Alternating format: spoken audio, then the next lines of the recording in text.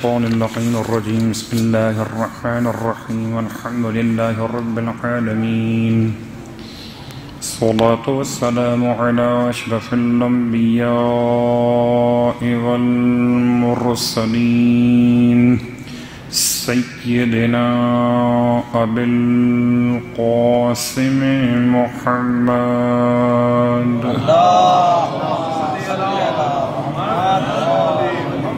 وعلى أهل بيته الطيبين الطاهرين واللعنة الدائمة على أعدائهم أجمعين أما بعد فقد قال الله تبارك وتعالى في كلامه الحميد وفرقانه المجيد قوله الحق وهو أصدق القائلين بسم الله الرحمن الرحيم وكتبنا عليهم فيها أن النفس بالنفس والعين بالعين والأنف بالأنف والأذن بالأذن والسن بالسن والجروح قصاص فمن تصدق به فهو كفارة له ومن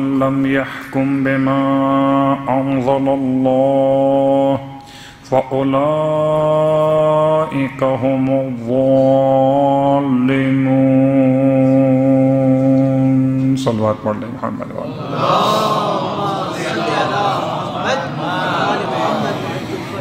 تمام تعریفیں اس خدائے بزرگ و برتر کے لیے اس کی نعمتیں مسلسل ہیں، رحمتیں مستقل ہیں، اور تمام ہدیہ درود و سلام و نزوات مقدسات کے لیے کہ جن کے وجود کی برکتوں سے نعمت قرار پائی اور ان کی اپنی ازواج رحمت پروردگار قرار پائی۔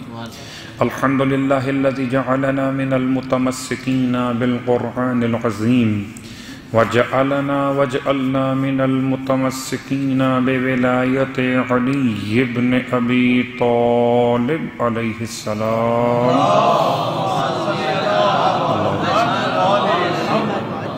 وجعلنا وإياكم إن شاء الله من الطالبين بثأر الحسين مع ولي الحسين الإمام المهدي من آل محمد عليهم السلام۔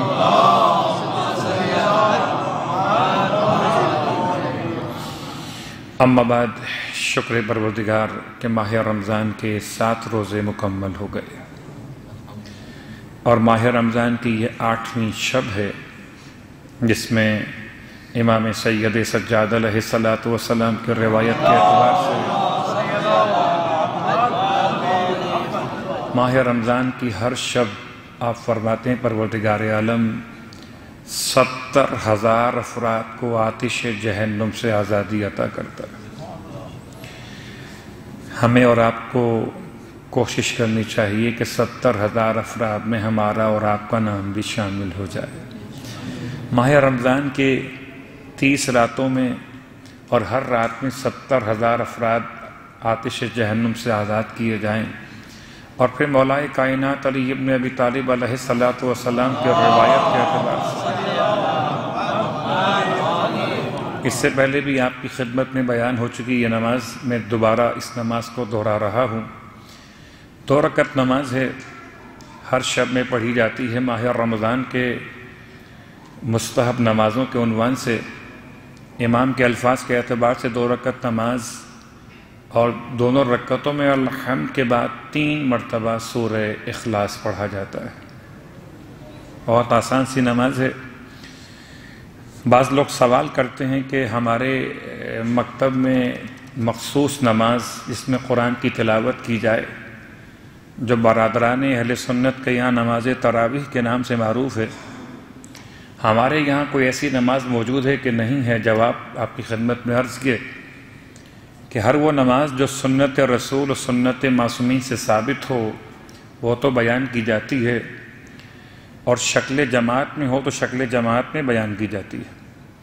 البتہ اس میں کوئی شک نہیں کہ ماہ مبارکہ رمضان میں ہمارے اور آپ کے مکتب میں 1000 رکعت نمازوں کے لیے 30 راتوں کا انتخاب کیا گیا، اور اس اعتبار سے کہ بہرحال وہ 1000 رکعت نماز کیسے پڑھی جائے گی، 3 شب مخصوص ہیں 100 رکعت کے اعتبار سے، اس کے علاوہ آخری عشرے کا الگ عنوان ہے، 2 شروع کے عشرے کا الگ عنوان ہے، 20 رکعت نماز، اس انداز سے ملا کر یہ نمازوں کی کل فیگر بنتی ہے 1000 رکعت نماز۔ کبھی ہمارے یہاں لفظ نافلہ کا استعمال ہوتا ہے، لوگ پریشان ہوتے ہیں، یا لفظ فرض استعمال کرتے ہیں، کیونکہ ہم رہتے ہیں مخلوط معاشرے میں جہاں برادران کے ساتھ اٹھنا اور بیٹھنا ہے، ان کے یہاں نفل پڑھی جاتی ہے۔ آپ پوچھتے ہیں نفل کیا ہوتا ہے؟ آپ کے یہاں بھی نفل ہوتا ہے، لفظ بدل جاتا ہے، نافلہ کہتے ہیں، وہ نفل کہتے ہیں، عنوان تو وہی ہوتا ہے۔ جیسے ہمارے اور آپ کے نماز جعفر تیار ہے، برادران کے یہاں وہ نماز تسبیح کے نام سے ہے، ایسے ہی نماز نافلہ شب ان کے یہاں ہمارے نماز شب، اور پھر عشاء کی نافلہ کے ساتھ شامل کرتے ہوئے 20 رکعت نماز پڑھی جا رہی ہے۔ اگر آپ غور کیجئے تو ہمارے اور آپ کے مکتب میں امام عسکری علیہ السلام کی روایت کے اعتبار سے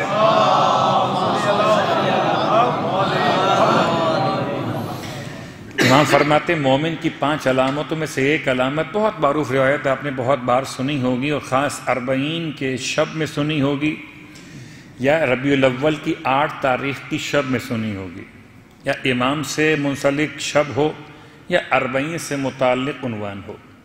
5 علامتیں مومن کی، ان میں سے ایک علامت دن اور رات میں ملا کر 51 رکعات نماز کا پڑھنا۔ تو یہ 51 رکعت نماز کیسے ممکن ہے کہ پڑھی جائے، یا ترتیب کیا ہوگی، یا طریقہ کیا ہوگا؟ اس کے لیے نماز شب ایک مخصوص نماز کہی جاتی ہے جو 3 قسم کی نمازوں پر مشتمل ہے، ان میں سے 8 رکعت نماز تہجد ہے، 2 رکعت نماز شفاعت سے، نہ کہ شفا سے۔ لوگ سمجھتے ہیں شاید کوئی یہ مریضوں کی شفا یابی کی نماز ہے، نماز شفا، یہ شفا نہیں ہے، شفا ہے۔ اردو کے بہت سے الفاظ عربی کے مسائل مختلف ہو جاتے ہیں، تو نماز شفاع یہ 2 رکعت نماز، اور اس کے بعد 1 رکعت نماز نماز وتر، 8 رکعت نماز تہجد، 2 رکعت نماز شفاع اور 1 رکعت نماز وتر۔ ایک اور نماز ہے نماز وتیرہ۔ وتیرہ وہ نماز ہے جو عشاء کی نماز واجب کے بعد 2 رکعت بیٹھ کر یا 1 رکعت کھڑے ہو کے پڑھی جاتی ہے، لیکن اس کی کاؤنٹنگ 1 رکعت کے اعتبار سے ہی ہوتی ہے، البتہ بہتر یہ ہے کہ اسے 2 رکعت بیٹھ کر ادا کیا جائے، جیسے کہ مومنین انشاءاللہ ادا کرتے ہوں گے۔ تو نماز شب 3 قسم کی نمازوں کے ایک پیکج کا نام ہے۔ یہ تو ایک نماز رکعات کی تعداد ہوگی 11۔ اب خالی ایک سوال، بعض اذہان میں یہ بات موجود ہے شاید کہ نماز شب کے لیے سونا لازم ہے، یہ بعض اذہان میں جملہ ہے۔ بعض مقامات پر معصومین علیہم السلام کی بارگاہ سے بعض شبوں کے عنوان میں لفظ سونا استعمال ہوا ہے کہ جا کر سو جائے، عشاء کی نماز پڑھ کے پھر کچھ دیر بعد اٹھے اور پھر یہ اعمال کو انجام دے، لیکن نماز شب کے لیے سونا شرط نہیں ہے، نماز شب کے لیے جاگنا شرط ہے، کیونکہ سوتے ہوئے تو نماز صلوات پڑھے محمد و آل محمد پر نہیں ہو سکتی۔ خیر یہ تو میں نے آپ کے ذہن کو ہلکا کرنے جملہ استعمال کیا تاکہ یہ بار بار نمازیں نمازیں نمازیں، تو کیا نمازیں ہیں کہ یہ سب سے خوبصورت نماز نماز شب ہے، اتنی خوبصورت نماز کہ یہ وقت سے پہلے بھی پڑھ سکتے ہیں رجا کی نیت سے، وقت کے بعد بھی پڑھ سکتے ہیں قضا کی نیت سے، اور وقت میں تو ہوتی ہی یہ ادا کی نیت سے۔ باقی اور نمازوں میں یہ گنجائش نہیں ہے، نماز شب میں یہ گنجائش ہے۔ رہا پہلا سوال کہ نماز شب کا وقت، پہلی بات تو واضح ہو گئی کہ سونا اس میں شرط نہیں ہے۔ اگر انسان رات بھر جاگ رہا ہو، جیسے ماہ رمضان میں لوگوں کے اکثر معمول کہ رات کے 12 بج جاتے ہیں، 1 بج جاتا ہے، 1:30 بج جاتا ہے، کیا سوئیں گے، سحری پہ اٹھنا پڑے گا، اور سحری کہیں قضا نہ ہو جائے، کچھ اور قضا ہوتا ہو تو ہو، سحری کہیں قضا نہ ہو جائے۔ اس کے لیے رات بھر جاگنا گوارا ہے، مگر نماز شب کے لیے رات بھر جاگنا گوارا نہیں ہے۔ لیکن بہرحال سحری سنت ہے، کتنا احسان ہے اللہ کے رسول کا کہ وہ جو میری اور آپ کی جسمانی خواہش تھی کہ ہم کچھ کھاتے تو یہ کھانا فطرت ہوتا، مگر اس فطرت کو عبادت کے نام سے سنت رسول میں تبدیل کر دیا گیا۔ اب اگر میں یہ سوچ کے اٹھتا ہوں کہ میں کھاؤں گا تو یہ فطرت ہے سحری کھانا، اور یہ سوچ کے اٹھوں کہ سنت رسول پہ عمل کرو تو یہ عبادت ہو جائے گا۔ ذرا سا نیت کا مسئلہ ہے، بات تو وہی ہے۔ لوگ کہتے ہیں کان یہاں سے پکڑ لیجئے کہ یہاں سے کان تو پکڑے گئے، لیکن بات یہ نہیں ہے۔ نیت کا بہت بڑا دخل ہے اعمال کے ثواب میں اور غیر ثواب میں۔ خیر بات ہو رہی تھی کہ ماہ رمضان اور ماہ رمضان کی راتوں میں رات کا اٹھنا اور نماز شب کا وقت کیا ہے پورے سال کے لیے، پوری زندگی بھر کے لیے، اس کا وقت تبدیل نہیں ہوتا۔ آپ سوئیں یا جاگیں، رات کا نصف شب یعنی آدھی رات۔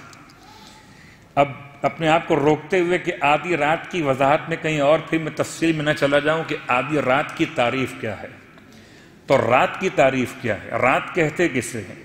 سورج کے غروب ہونے سے لے کر سورج کے نکلنے کے درمیانی وقفے کو رات کہتے ہیں، یا نماز مغرب کے وقت سے لے کر نماز فجر کے وقت کے درمیان کے حصے کو رات کہتے ہیں۔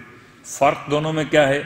تقریباً آدھا گھنٹے کا فرق ہے، نہیں زیادہ، 15 منٹ یہاں پر تقریباً اور سوا گھنٹہ وہاں پر، تقریباً 1.5 گھنٹے کا فرق پڑے گا ان دونوں تعبیرات کے اندر کہ رات کی تعریف کیا ہے۔ البتہ نارمل ہمارے اور آپ کے سب کے ذہنوں میں ایک جملہ بسا ہوا ہے، ہم اس علاقے میں رہتے نہیں ہیں کہ جہاں رات ہی رات ہوتی ہو، دن نہیں ہوتا ہو، یا دن ہی دن ہوتا ہو رات نہیں ہوتی ہو۔ ہم نارمل ایریے میں رہتے ہیں، تو رات کا مطلب رات کے 12 بجے۔ میں فی الحال نماز عشاء کی قضا کی بات نہیں کر رہا، یہ نماز شب کی بات کر رہا ہوں۔ تو نماز شب کا وقت نصف شب سے، تمام مراجع الزام کے نزدیک بہت معروف سا مسئلہ، نماز شب وقت شروع ہو جاتا ہے نصف شب سے، اور اس کا ادا کا وقت رہتا ہے اذان فجر کا وقت ہو جانے تک، یا ہو جانے سے پہلے پہلے نمازی پڑھ لی جائے۔ لیکن کبھی ایسا ہو سکتا ہے کہ انسان نماز شب شروع کرے اور صبح کی اذان ہو جائے، تو اس کے درمیان پھر کیا کرے گا؟ جواب بڑا آسان سا ہے۔ اس کے درمیان اگر وہ 4 رکعت نماز تہجد پڑھ چکا تھا اور پھر فجر کی اذان کا وقت ہو گیا، تو اس کی پوری نماز شب جو باقی رہ گئیں 4، 2 اور 1، یہ سب کے سب ادا کی نیت سے ہی پڑھی جائیں گی۔ اور اگر 2 رکعت نماز پڑھی تھی ابھی تہجد کی نمازوں میں سے اور اذان فجر کا وقت ہو گیا، تو اب میری اور آپ کی نماز شب قضا ہو گئی۔ لیکن آقا سستانی فرماتے ہیں کہ بعید نہیں کہ نماز شب کو عشاء کی نماز کے بعد بھی پڑھا جا سکے۔ بہت اچھی ان کی اصطلاح ہے، یا ان کے جو استنباط ہے بہت آسان میرے اور آپ کے لیے سمجھنا۔ لفظ کیا ہے؟ نماز شب۔ شب کب ہو جاتی ہے؟ جب عشاء کی نماز ہو، مغرب کی نماز ہو، شب تو ہو جاتی ہے نا۔ جب شب ہو جاتی ہے تو نماز شب بھی ہو سکتی۔ صلوات پڑھے محمد و آل محمد۔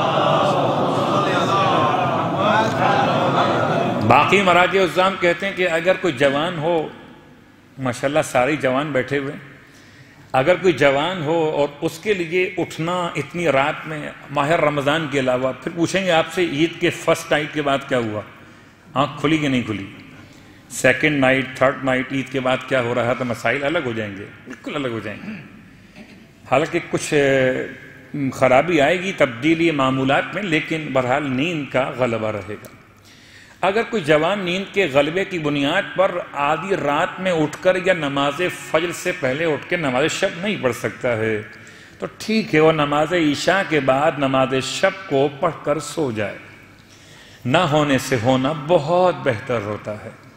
تو نماز شب کو عشاء کی نماز کے بعد پڑھ کر سو جائیے۔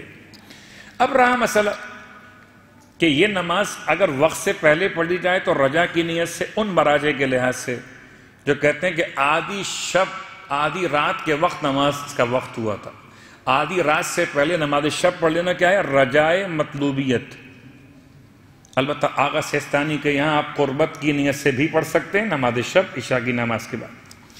اور اگر نماز شب قضا ہو جائے تو جیسی فجر کی نماز آپ پڑھ لیں تو آپ نماز شب دوبارہ یعنی قضا کی نیت سے پڑھ سکتے.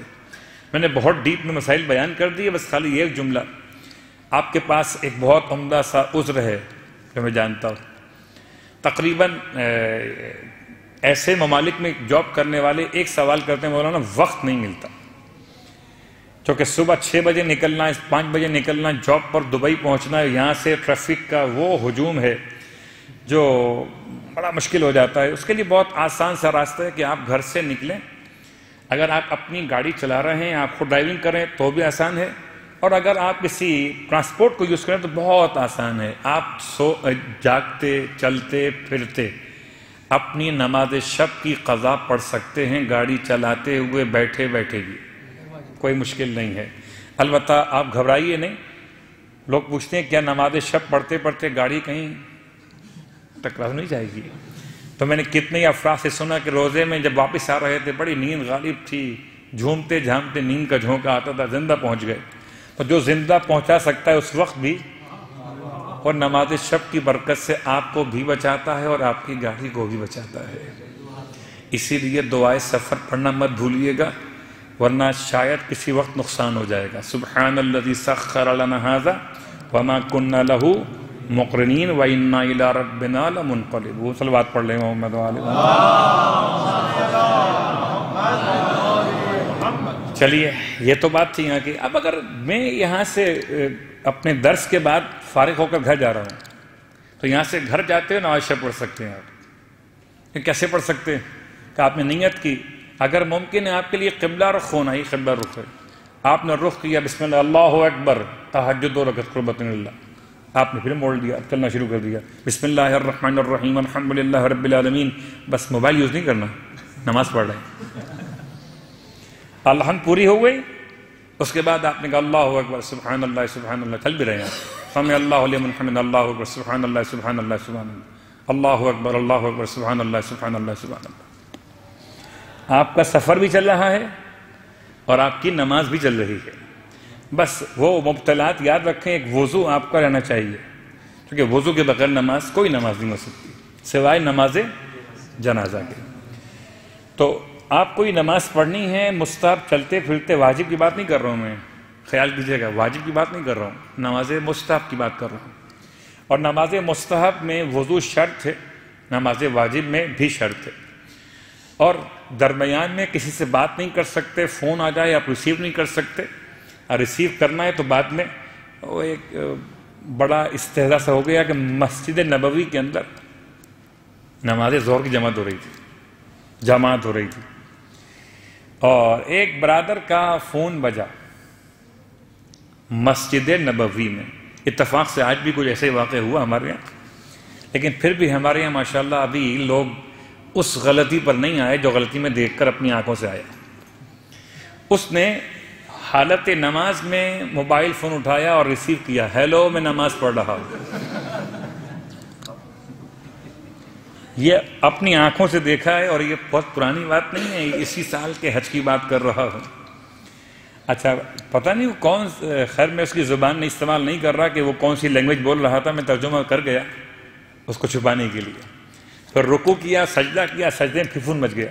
اس سجدے کی حالت میں اٹھا کے پھر کہتا کہ میں نماز پڑھ رہا. اس کے لحاظ سے وہ نماز بھی ہو رہی ہے اور فون پر کال بھی ریسیو ہو گئی. لیکن کوئی نماز گفتگو کرتے ہوئے نہیں ہو سکتی کسی اور سے. جب خدا سے بات کر رہے ہوں تو کسی عبد خدا سے بات نہیں ہو سکتی. 51 رکعت نماز کا خلاصہ بیان کر کے میں اس روایت کو مکمل کروں، بات کہاں سے کہاں پہنچ گئی. 51 رکعت نماز میں آپ نے 11 رکعت مکمل کر لی. 11 کے بعد اب باقی ہے فجر کی نماز سے پہلے، فرض نماز یعنی واجب نماز سے پہلے 2 رکعت نفل نماز یا نافلہ نماز، نافلہ فجر. یہ بالکل فجر کی طریقے سے 2 رکعت پڑھی جاتی ہے. یہ فجر کی نماز سے پہلے، واجب نماز سے پہلے. اس کے بعد آئیے ظہر پر. ظہر کی 8 رکعت نافلہ نماز ہے، 2 2 2 اور 2. ہر 2 رکعت نماز پر سلام مکمل کر کے پھر نیت کرنا ہوگی۔ 8 رکعت نماز نافلہ ظہر یا نفل ظہر کی واجب 4 رکعت نماز سے پہلے، اور اسی انداز سے عصر کی 8 رکعت نافلہ نماز عصر کی واجب نماز سے پہلے۔ پھر مغرب کی نافلہ نماز پڑھنی ہے مغرب کی نماز واجب پڑھنے کے بعد 4 رکعت 2 رکعت کر کے۔ پھر عشاء کی نماز نافلہ ہے جو بیان کر چکا میں، نماز وطیرہ کے نام سے، کہ جو بیٹھ کے پڑھی جاتی ہے، اور اس میں بہت عمدہ ہے اگر کوئی انسان سورہ واقعہ کی تلاوت کرے نماز وطیرہ میں، بیٹھ کے پڑھے، مشکل تو کوئی نہیں ہے۔ رکعت اول میں الحمد کے بعد سورہ واقعہ پڑھ لے تو سورہ واقعہ کے 2 فائدے ہو جائیں گے، ایک رات کو روزی کنفرم ہو جائے گی، ایک نماز وطیرہ میں اس کی تلاوت کا ثواب بھی مل جائے گا۔ البتہ مولائے متقیان کی جو 2 رکعت نماز بیان کی گئی ماہ رمضان کی راتوں میں، وہ نماز کون سی ہے کہ ہر رکعت میں الحمد کے بعد 3 مرتبہ سورہ اخلاص۔ اس کا ثواب اتنا ہے کہ پروردگار عالم 70,000 گناہوں کو معاف کر دیتا ہے۔ پروردگار عالم انسان کے نامہ اعمال میں 70,000 حج کا ثواب اور نیکیوں کو لکھ دیتا ہے، غلاموں کو آزاد کرنے کا ثواب عطا فرماتا ہے، اس کے درجات بلند ہو جاتے ہیں۔ تو لہٰذا اس نماز کو ماہ رمضان کی راتوں میں اس لیے آج بیان کیا کہ اس سے پہلے میں لاسٹ ایئر میں بیان کر چکا، اب تو آپ کے یہاں بار بار آتے آتے مجھے بھی یاد نہیں رہا کہ کون سی بات بیان کی ہے اور کون سی بیان نہیں کی ہے۔ بہرحال ابھی پھر بھی ہمارے پاس سمجھیں 21 یا 22 راتیں موجود ہیں۔ صلوات پڑھ لیں محمد و آل محمد۔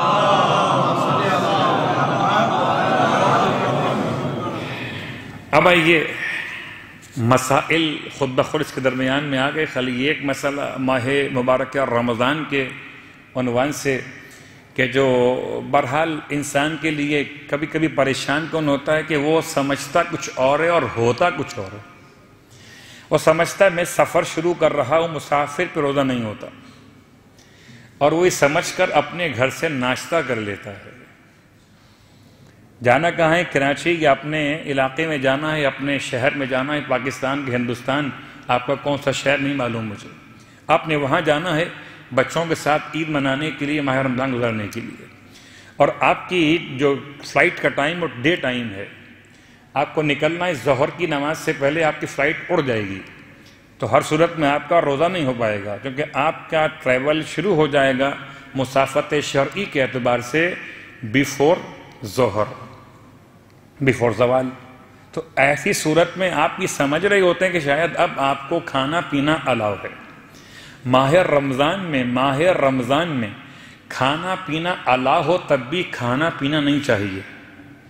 میں بہت بڑا جملہ کہہ رہا ہوں، مثال کے طور پر مجھے بڑی شدید پیاس لگی ہے، میں مرتے مرتے بچ رہا ہوں، مجھ پر واجب ہو گیا ہے کہ میں پانی پی لوں ورنہ مر جاؤں گا، تو کیا اس پانی پینے کے بعد اب کیا چائے بنوا سکتا ہوں وائف سے؟ روزہ ختم ہو گیا، اب تو چائے پینا جائز ہوگی نا؟ نہیں، جتنا آپ کی جان بچانے کی ضروری تھا وہ آپ نے کھا لیا یا پی لیا، اب آپ کو کھلی چھٹی نہیں دی گئی ہے۔ ماہ مبارکہ رمضان کا احترام لازم ہے، تو جس طرح یہ احترام لازم ہے اس طرح وہاں کا مسئلہ۔ آپ مسافر، ابھی مسافر نہیں ہوئے، ارادہ سفر رات سے ہے، سفر کی نیت آپ کی رات سے ہے، آپ کو نکلنا ہے زوال سے پہلے، اڑ جانا ہے یہاں سے، آپ کا روزہ نہیں ہو پائے گا۔ لیکن روزہ نہ ہونے کا مطلب یہ نہیں ہے کہ آپ گھر میں صبح کا ناشتہ کر لیں، آپ کے لیے حرام ہے کھانا اور پینا۔ کب تک؟ جب تک کہ حد ترخص سے باہر نہ نکل جائیں۔ جیسے ہی آپ اپنے علاقے، اپنے شہر، اپنے ملک جہاں پر رہتے ہیں وہاں کی حدود سے باہر نکل گئے، اب آپ کھانا کھائیں یا نہ کھائیں، پانی پئیں کہ نہ پئیں، اب آپ کی مرضی ہے، اب آپ کو اجازت ہے کہ آپ کچھ کھا پی سکتے ہیں۔ لیکن جب تک آپ اپنے شہر وطن میں ہیں، سفر کا ارادہ بھی ہے اور یہ معلوم بھی ہے کہ روزہ نہیں ہوگا، تب بھی آپ کے لیے کھانے پینے کی اجازت نہیں۔ صلوات پڑھیں محمد و آل محمد۔ ہاں، اگر میں یہ کہتا کہ کھانے پینے کی اجازت ہے تو صلوات زور سے ہوتی، مسئلہ ہو گیا۔ ہمارے اور آپ کے لیے تو بہت آسان سی بات ہے، وہ نیاز جو کھانے پینے والی ہے بڑی اچھی لگتی ہے، اس نیاز میں روزہ رکھنا وہ بڑی مشکل ہو جاتی ہے۔ خیر ماشاءاللہ، انا انزلنا التوراۃ، کل ہم بات کر رہے ہیں تورات کے بارے میں۔ یہ توریت بھی پڑھی جاتی ہے لفظ کے اعتبار سے کتاب کا نام، اور تورات بھی پڑھا جاتا ہے۔ تو تورات اور توریت کے معنی پر کل کچھ توجہ کی تھی الواح کے اعتبار سے۔ خود تورات یا توریت نکلا ہے لفظ طور سے، اس کے دو ترجمے اور کیے گئے، ایک ہے الشریعت اور ایک ہے القانون۔ لفظ توریت کا ترجمہ شریعت اور قانون، اور چونکہ یہ شکل الواح میں تھی تو الواح کو کہتے ہیں چمکتا ہوا، ظاہر ہوتا ہوا وہ تحریری عنوان جو کسی صفحے پر موجود ہو۔ لیکن توریت کے لفظ کا استعمال اب یہودی جو کرتے ہیں وہ تین قسم کے عنوانات پہ کرتے ہیں۔ ایک کرتے ہیں عہد عتیق کی کتب کے بارے میں، اور ایک کرتے ہیں اسفار خمسہ کے بارے میں، اور تیسرا خود کتاب توریت کے بارے میں۔ مسلمانوں کے نزدیک کتاب توریت جو حضرت موسیٰ علیہ السلام پر نازل ہوئی خالی وہ توریت ہے، اس کے علاوہ جو عہد عتیق میں کتابیں لکھی گئیں وہ توریت نہیں ہیں۔ کتنا بڑا احسان ہے خداوند عالم کا، بہت غور کیجیے گا کہ شیعہ سنی تمام مسالک اسلام کے جتنے فرقے بھی ہیں، کوئی اپنی کسی کتاب کو قرآن کے نام سے یاد نہیں کرتا۔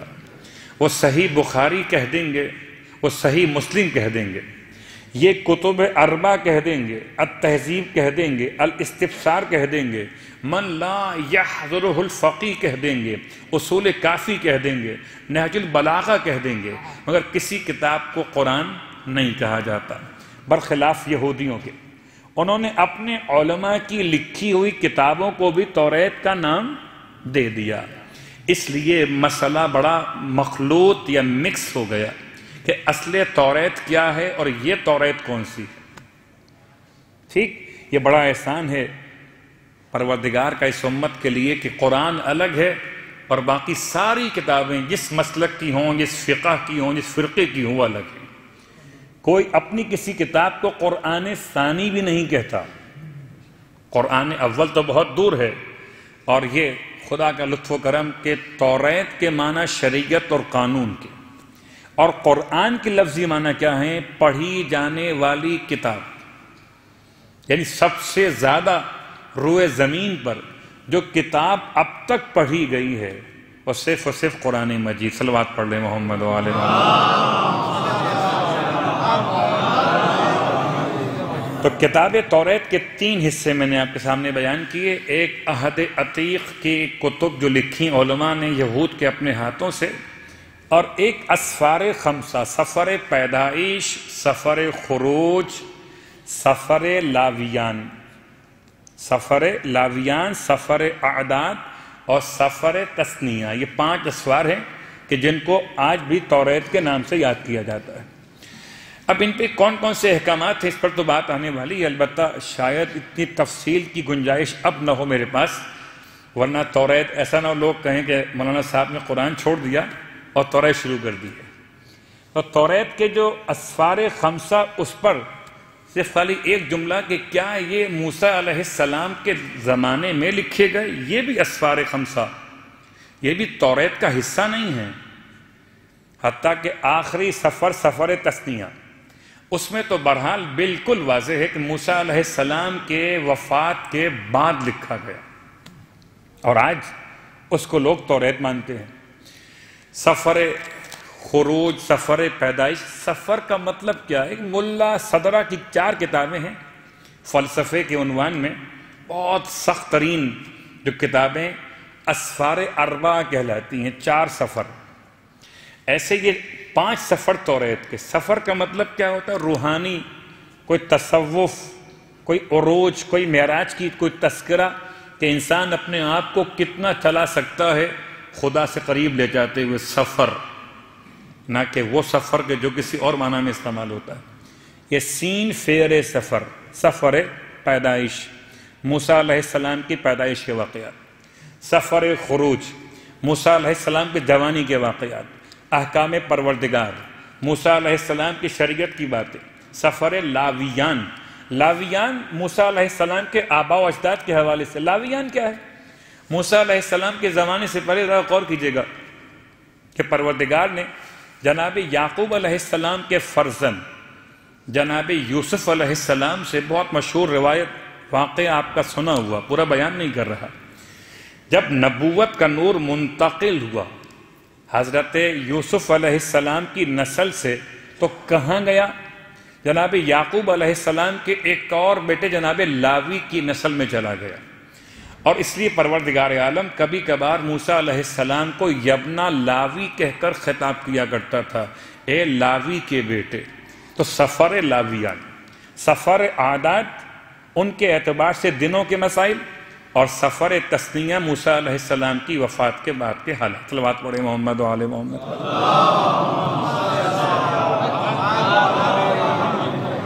یہ تو ذرا سی تعارف تھا۔ اب آئیے میں اس تعارف کے ساتھ ساتھ کہ اس کتاب توریت میں کیا لکھا ہوا تھا اور کیا کسی زمانے معصوم میں کتاب توریت کا حوالہ موجود ہے، تو اس سے پہلے آیت کا ترجمہ پھر روایت۔ ہم نے کل آپ کی خدمت سورہ مائدہ کی آیت نمبر 44 پڑھی تھی کہ لفظ تورات کو خدا نے استعمال کیا قرآن مجید میں 18 مقامات پر۔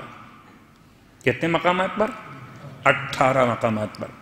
ان میں سے ایک مقام سورہ مائدہ میں ہم پڑھ رہے تھے کل بھی اور آج بھی، خدا کا اعلان کہ ہم نے اتارا توریت کو، اس میں ہے دو چیزیں، ایک نور، ایک ہدایت، اور اس کے ذریعے انبیاء حکم دیا کرتے تھے، پوری بات آپ کل سن چکے۔ اب اگلی آیت کا ترجمہ، وَكَتَبْنَا عَلَيْهِمْ فِيهَا، اور خدا فرماتا ہے ہم نے لکھ دیا علیہم بنی اسرائیل پر، فیہا اس کتاب توریت میں کیا لکھ دیا تھا کہ ان النفس بالنفس، قصاص کا پہلا قانون کہ جان کے بدلے جان، قصاص کا دوسرا قانون والعین بالعین، آنکھ کے بدلے آنکھ، قصاص کا تیسرا قانون والانف بالانف، ناک کے بدلے ناک، قصاص کا چوتھا قانون والاذن بالاذن، کان کے بدلے کان۔ کیا مطلب؟ کوئی کسی کی جان لے لے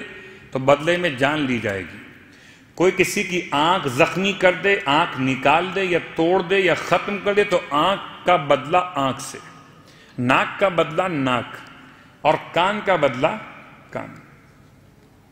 والسن بالسن، اور پانچواں قانون قصاص، ناخن اگر کوئی کسی کے نوچ لے، کھینچ لے جڑ سے، تو سن بالسن، ناخن اگر نوچ لیے گئے تو اس کے بدلے میں ناخن ہی نوچے جائیں گے۔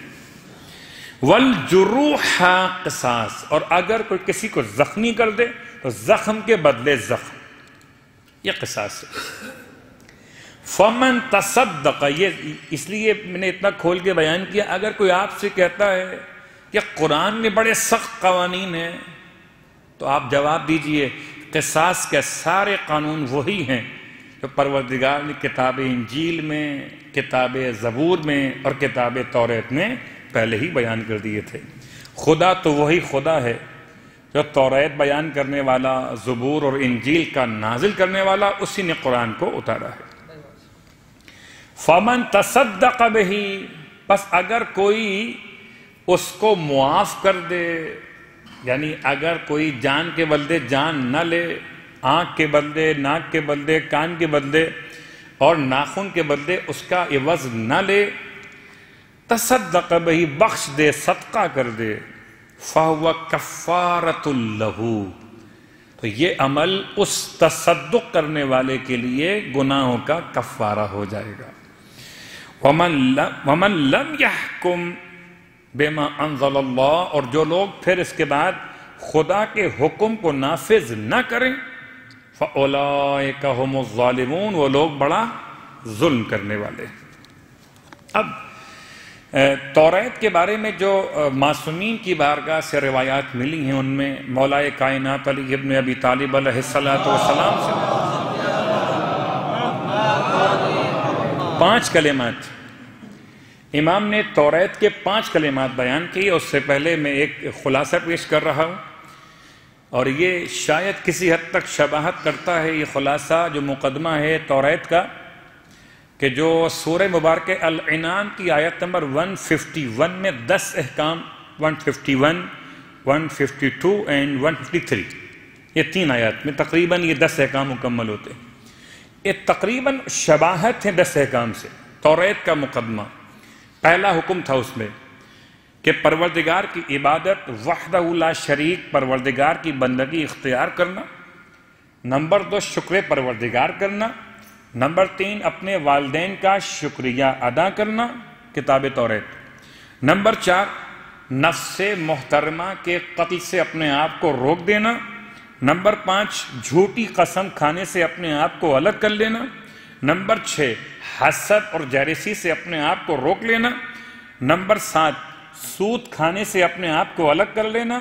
نمبر 8 چوری کرنے سے اپنے آپ کو جدا کر لینا. نمبر 9 غیر خدا کے نام پر ذبیحہ کرنے سے اپنے آپ کو ہٹا لینا.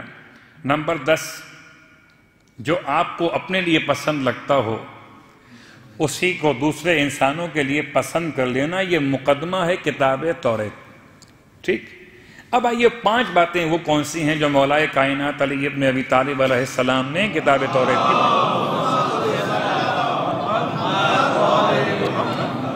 کتاب توریت میں امام فرماتے 5 کلمات ایسے ہیں کہ آپ فرماتے ہیں کہ میرا دل چاہتا ہے کہ ان 5 کلمات کو دن میں 5 مرتبہ دیکھوں. یہ تشویق ہے, یہ ایک رغبت کا انداز ہے. ارشاد فرماتے پہلا کلمہ یہ ہے. یہ وہ کلمے نہیں ہیں جو دوسرے کلموں کے نام سے ہوتے ہیں, یہ اصل میں وہ جملات ہیں, وہ سینٹنس ہیں جو امام نے بیان فرمایا. اس لیے میں نے وضاحت کر دی کہ لفظ کلمے سے مراد یہاں کوئی گواہی نہیں ہے. فرماتے ہیں ایسا شخص عالم لا ينتفع بعلمہ, ایسا عالم جس کے علم سے فائدہ نہ اٹھایا جا سکے. ہوا و ابلیس و سواء, وہ اور شیطان دونوں برابر ہیں. بہت سخت بات پڑھے محمد و آل محمد بڑا فرق.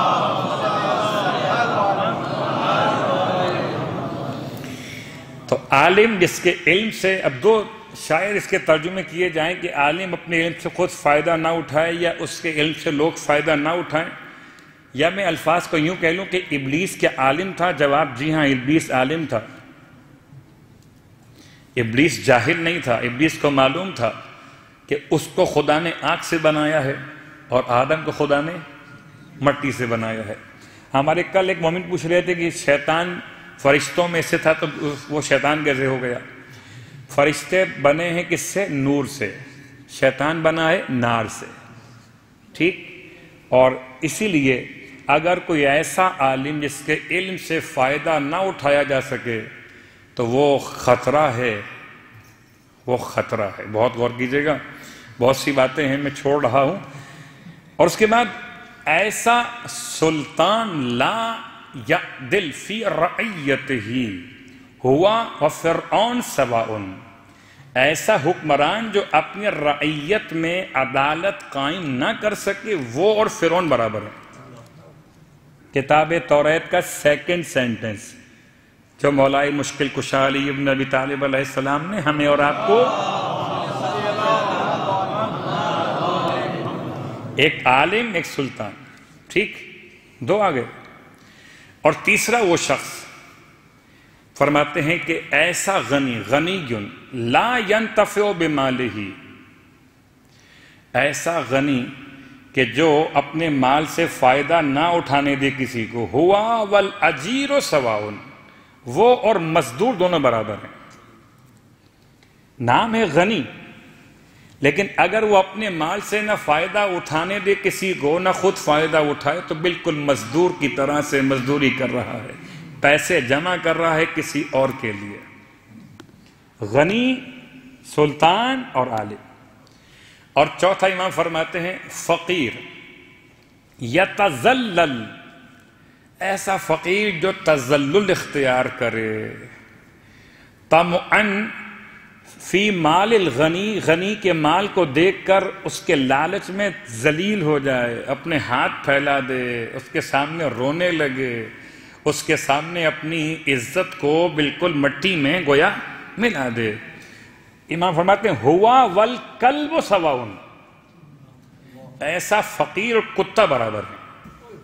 کتاب توریت اور مولا کے جملات، اس کے 5 جملات سے ہمیں اور آپ کو نصیحت پہنچاتے ہوئے، ٹھیک 4 ہو گئے، عالم، سلطان، غنی اور فقیر، اور 5واں کون ہے؟ امرأۃ تخرج من بیتہا بدون اذن زوجہا لغیر ضروری ہی والامۃ سواء۔ ارشاد فرماتے ہیں اگر کوئی خاتون شادی شدہ اپنے شوہر کی اجازت کے بغیر اپنے گھر سے باہر نکل جائے، لغیر ضروری، جبکہ نکلنا کوئی ضروری امر کی بنیاد پر بھی نہ ہو، مثلا کوئی ایمرجنسی نہیں ہے، گھر میں آگ نہیں لگی ہے، گھر میں کوئی حادثہ نہیں ہو گیا ہے، کوئی جان خطرے میں نہیں آ گئی ہے، کوئی میڈیکل ایمرجنسی نہیں ہے، اس کے باوجود نارمل لغیر ضروری۔ آپ فرماتے ہیں ایسی خاتون اور کنیز دونوں برابر ہیں۔ یہ جملہ ہمارے آپ کے لیے تو شاید اتنا زیادہ کوئی فرق نہیں پڑا، لیکن لفظ کنیز یعنی اب میں اردو میں کہتا ہوں وہ اور ماسی برابر، بات پڑھے محمد والے اب واضح ہوتا ہے۔ اگر میں کیا مثال دوں، اگر وہ جو آپ نے اگر ڈیزائن دلوایا ہو اپنے گھر میں خاتون کو، اگر گھر کی ماسی کو پہن کر آ جائے تو آپ یقین کیجئے پھر وہ خاتون وہ کپڑا نہیں پہنے گی۔ تو اس لیے یہ لفظ بہت قریب تھا ذہن سے۔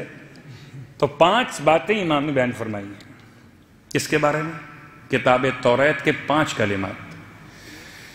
آپ فرماتے ہیں یہ 5 کلمات ایسے ہیں کہ ہم چاہتے ہیں کہ دن میں 5 مرتبہ ان کلمات کو دیکھیں اور غور کریں۔ کتاب توریت سے سیرت کا ایک اور بیان، اور اس کے بعد اپنی بات کو مکمل کریں گے۔ اور آج جناب ابو طالب علیہ السلام کے حوالے سے بعض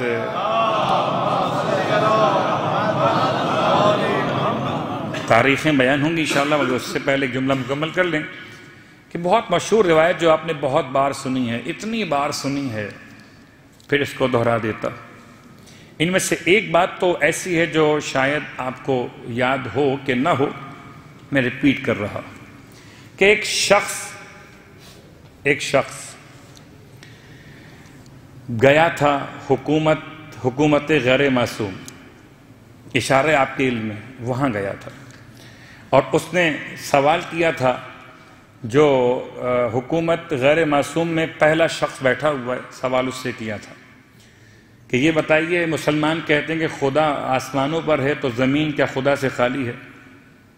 نہیں، سوال کہ آپ کا خدا کہاں پر ہے؟ کیا خدا اوپر ہے؟ بہت سے لوگ آپ کی بھی کہتے ہوں گے ہمارے یہاں جو اوپر والا دیکھ رہا ہے۔ میں تو گھبرا گیا، کوئی اوپر رہتا بھی ہے؟ نہیں، اوپر والا خدا، لا حول ولا قوت، جس نے خدا کے لیے مکان کو معین کیا۔ ہمیں اور آپ کو کیا ہو گیا؟ ہم نے بنو امیہ کے خدا کو کیوں مان لیا؟ ہمارا خدا خدائے محمد و آل محمد ہے، ہم اس کو خدا مان۔ لیکن چونکہ ہماری جو آبادی ہے، جو ہماری رہائش ہے، مشترکہ ہے، مخلوط ہے، مکس آبادی ہے، تو جو الفاظ وہاں سے آتے ہیں وہ آپ کے یہاں بہ جاتے ہیں، اور خدا کا نام اتنا محترم ہے کہ آپ اسے بغیر چوں چرا قبول کر لیتے ہیں۔ اوپر والا دیکھ رہا ہے تو سوال کیا تھا یہ جملہ کہاں سے آیا؟ اوپر والا، یہ وہاں سے آیا تھا۔ آپ کا خدا کہاں پر ہے؟ کہ اوپر ہے۔ کہ نیچے خدا کی زمین اس سے خالی ہے کیا؟ کہ تو زندیق ہو گیا، تو کافر ہو گیا، اسے مار دو۔ وہ چلایا کہ میں سوال کر کے پھنس گیا، شہادت بغیر مانگی مل رہی ہے، تو اس کو نکال کے پہنچایا مولا کی بارگاہ۔ یہ کون ہے؟ یہودی ہے، مسلمان بھی نہیں ہے۔ امام فرماتے ہیں میں تجھے تیری کتاب اور تیرے نبی کا حوالہ دوں تو مان لے گا؟ کہتا ہے اس سے اچھی کیا بات ہوگی کہ بات میری ہو، کتاب بھی میری ہو اور نبی بھی میرا ہو۔ فرمایا اللہ نے کتاب توریت میں موسیٰ علیہ السلام کے واقعات میں اس واقعے کو نازل کیا، اور تو نے اپنے علماء سے یا تو سنا یا کہ معلوم کر لے کہ ایک مرتبہ نبی موسیٰ علیہ السلام بیٹھے ہوئے تھے اور فرشتہ ان کی بارگاہ میں آ کے سلام کرتا ہے، آپ نے سلام کا جواب دیا، پوچھا کہاں سے آتے ہو؟ کہا میں 7ویں آسمان سے اللہ کے پاس سے آتا ہوں۔ کچھ دیر بعد ایک اور آ گیا، پھر سلام کیا آ کر، آپ نے سلام کا جواب دیا، کہاں سے آتے ہو؟ کہا 7ویں زمین سے آتا ہوں، اللہ کے پاس سے آتا ہوں۔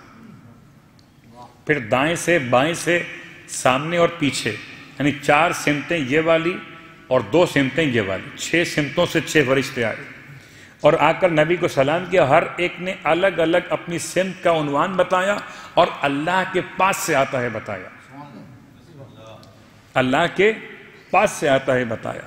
ہو سکتا ہے آپ کے ذہن میں سوالات چلنا شروع ہو گئے ہوں، پھر وہ دعا کیوں مانگتے ہیں آسمان کی طرف کرتے ہوئے، پھر یہ کیا تعلق ہے؟ یہ تمام باتیں سمجھانے کے لیے کہ رحمت کا نزول ہمیشہ اوپر سے نیچے کی طرف ہوتا ہے، اس لیے ہاتھ اٹھا کے دعا مانگی جاتی ہے، ورنہ دعا کے مانگنے کے لیے ہاتھ اٹھانے کی بھی 3 طریقے الگ الگ ہیں، وہ الگ موضوع کہ ہاتھ یوں کب اٹھانے ہیں اور یوں کب کرنے ہیں، یوں کرنے ہیں۔ بہرحال ہمارے یہاں تو بہت معروف ہے، ساری دعائیں ایسی مانگی جاتی ہیں، چاہے وہ یہ والی دعا ہو یا یہ والی دعا ہو، یہ تمام 3 الگ الگ موضوعات ہیں اس کے۔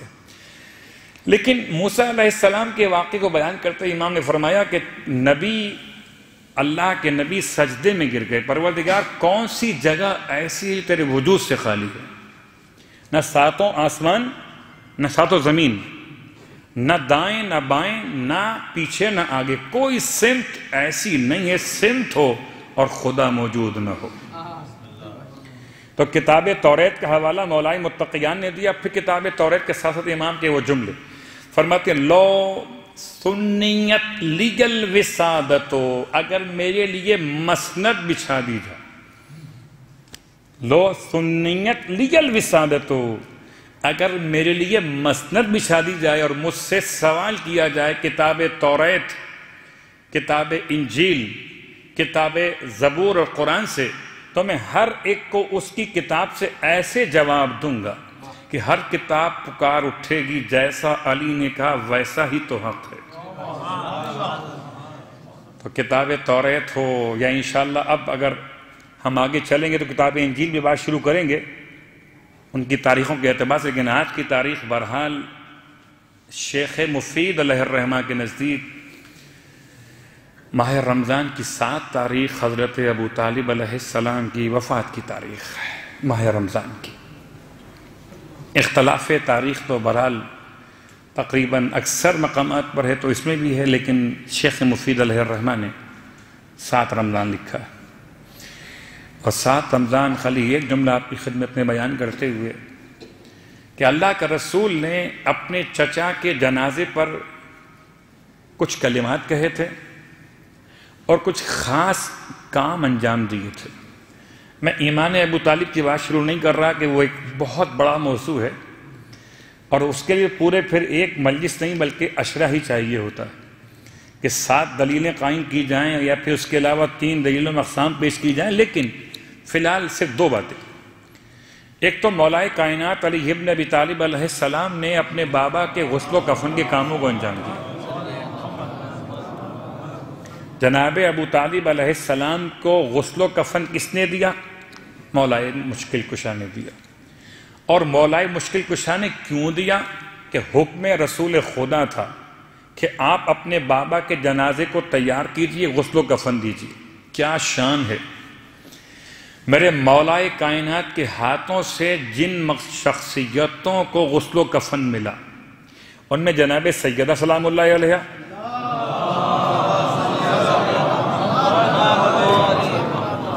اور خود اللہ کا رسول صلی اللہ علیہ وآلہ وسلم، اور غیر معصوم میں غسل و کفن نہیں ملا مولا کے ہاتھ سے، خالی وہ نسبت ملی کہ جب مدائن میں جناب سلمان کا انتقال ہوا تو مولا مشکل کشا مدینے سے مدائن پہنچے طی الارض کے ذریعے سے، اور آپ نے جناب سلمان کے کفن کے کپڑے کو چہرے سے ہٹایا اور مسکرا کے کلام کے سلمان نے مولا مشکل کشا سے، لیکن اللہ کے اس ولی نے 3 شخصیتوں کو باقاعدہ اپنے ہاتھوں سے غسل و کفن دیا. چوتھی کے بارے میں بھی تاریخ نے واضح نہیں کیا، ہو سکتا ہے وہ بھی نام مل جائے، جناب فاطمہ بنت اسد سلام اللہ علیہا، آپ کی والدہ. لیکن جناب ابو طالب علیہ السلام کے لیے بالکل واضح سی بات کہ جن ہاتھوں سے رسول کو کفن دیا گیا انہی ہاتھوں سے ابو طالب کو کفن دیا گیا. آسان نہیں ہے. حکم پیغمبر ہے کہ جائیے جا کے غسل و کفن دیجیے.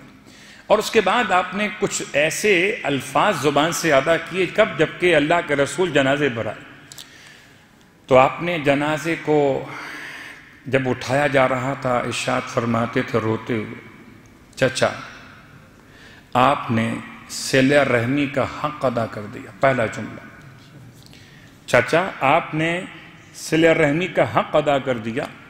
آپ نے بچپن میں میری کفالت کی، میری تربیت کی، اور جب میں بڑا ہوا تو میری نصرت اور مدد کی.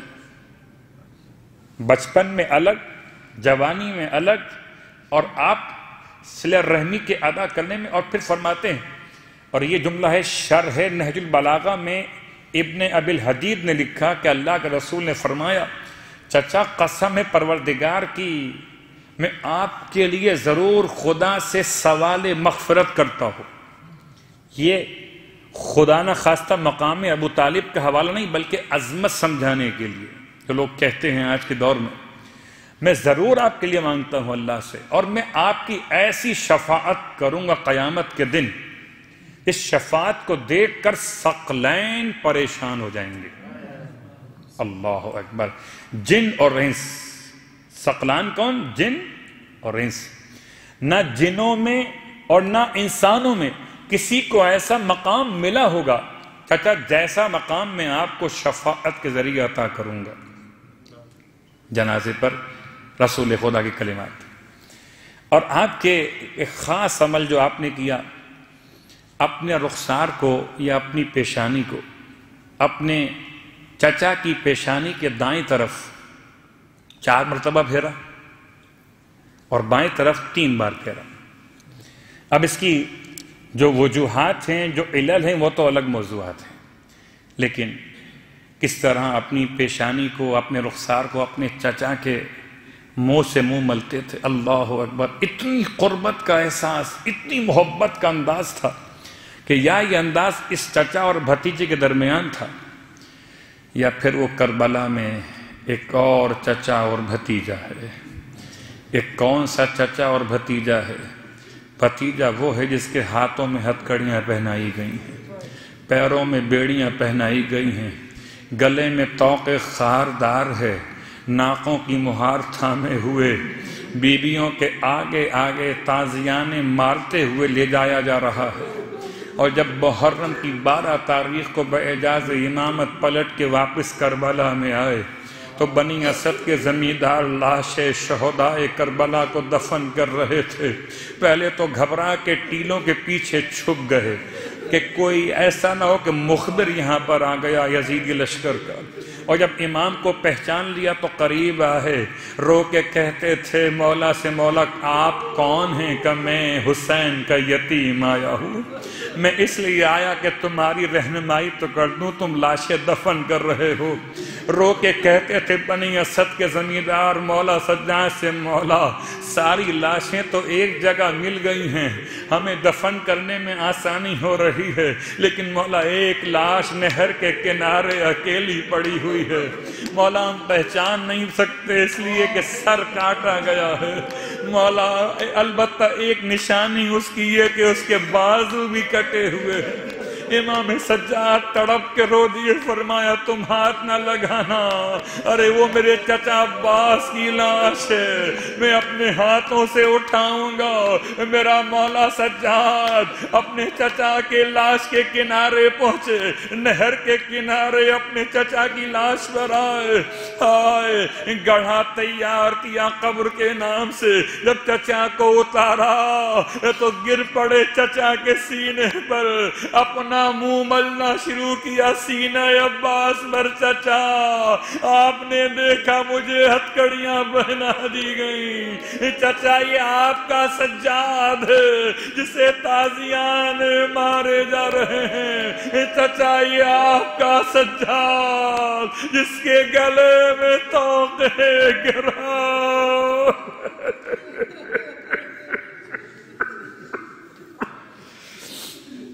اللہ ولعنۃ اللہ علی القوم الظالمین وسیعلم الذین ظلموا ای منقلب ینقلبون۔ بار اللہ واسطہ محمد و آل محمد کا پروردگار تمام حاضرین مجلس کی حوائج شرعیہ کو پورا فرما۔ بار اللہ واسطہ محمد و آل محمد کا پروردگار تمام تر حاضرین مجلس جو حاجات لے کر آئے ہیں، ماہ رمضان ہے، ماہ رمضان کی مقدس راتیں ہیں، پروردگار ہمیں اعمال صالح کی مزید توفیقات عنایت فرما۔ اور اے پروردگار اگر اعمال صالح زیادہ نہ بھی کر سکے تو مالک اتنی توفیق عطا فرما کہ اپنے آپ کو گناہوں سے بچانے میں کامیاب ہو جائیں۔ بار اللہ واسطہ محمد و آل محمد کا پروردگار ماہ رمضان کے روزوں کی توفیقات عنایت فرما۔ پروردگار واسطہ محمد و آل محمد کا ایسے روزوں کی توفیق عطا فرما جو معصوم کی نگاہ میں روزے قرار دیے جائیں۔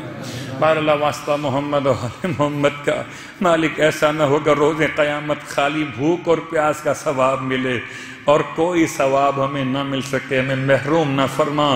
ابو طالب علیہ السلام کا واسطہ پروردگار تمام تر گناہوں کی مغفرت فرما، ہمارے والدین کو بخش دے، ذریت و اولاد کو بخش دے، تمام مومنین مومنات کو روز قیامت معافی عطا فرما۔ بار اللہ واسطہ محمد و آل محمد کا پروردگار دنیا بھر میں جہاں کہیں صاحبان ایمان آباد ہیں ان کی جان مال عزت و آبرو کی حفاظت فرما۔ امام زمانہ علیہ السلام کے ظہور میں تعجیل فرما، ہم سب کو امام علیہ السلام کے ادنا ترین خدمت گزاروں میں شامل فرما۔ آپ کی خدمت میں سوال بھی کیا جائے گا اور جواب میں انعام بھی ملے گا، لیکن پھر بھی اگر آپ کے کوئی مسائل ان تقاریر میں کوئی سوال آپ کے ذہن میں آتا ہو تو آپ کی خدمت میں عرض ہے کہ اسے لکھ کر انتظامیہ کو دے دیا کیجئے تاکہ وہ سوال تاریخ سے متعلق ہو، تفسیر سے متعلق ہو جو ہمارے ٹاپکس چل رہے ہیں، اور اس کا جواب اگر مناسب ہوا تمام کے لیے تو پھر ممبر سے بھی دیا جا سکے گا۔ اس میں قبلہ محترم نے نوافل نماز کا تذکرہ کیا تھا، اس میں ایک نماز ایسی ہے جو بیٹھ کے پڑھی جاتی ہے۔ سوال ابھی نہیں، ماشاءاللہ ماشاءاللہ۔ سوال کے دو پہلو ہیں۔ سوال یہ ہے کہ اس بیٹھ کے جو نماز پڑھی جاتی ہے اس نماز کا نام کیا ہے، دو پہلو، اور دوسرا یہ ہے کہ اس نماز میں سورہ نم کے بعد کون سی سورہ پڑھنا مستحب ہے۔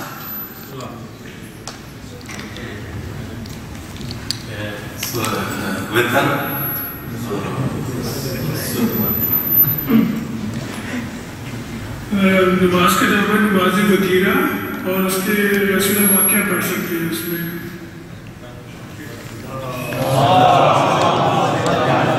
یہ ماشاءاللہ جواب آپ کا درست ہے، لیکن لفظ ہے وطیرہ، وطیرہ، واو تے یہ رے گول ہے وطیرہ، ٹھیک ہے؟ جیسے حمیدہ ایسے وطیرہ، سکینہ ایسے وطیرہ، یعنی چھوٹی نماز۔ وطر مطلب ایک رکعت نماز، سنگل رکعت نماز، اور اگر سنگل رکعت نماز بھی بیٹھ کے پڑھیں تو وطیرہ ہو جائے گی، ٹھیک ہے؟ سورہ فاتحہ کے التماس سے پارک پیا فیملی کی جانب سے آج افطار کا انتظام تھا، ان کے مرحومین کے لیے، تمام حاضرین کے مرحومین کے لیے، تمام شہداء ملت کے لیے۔ الفاتحہ۔ بسم اللہ الرحمن الرحیم الحمدللہ رب العالمین الرحمن الرحیم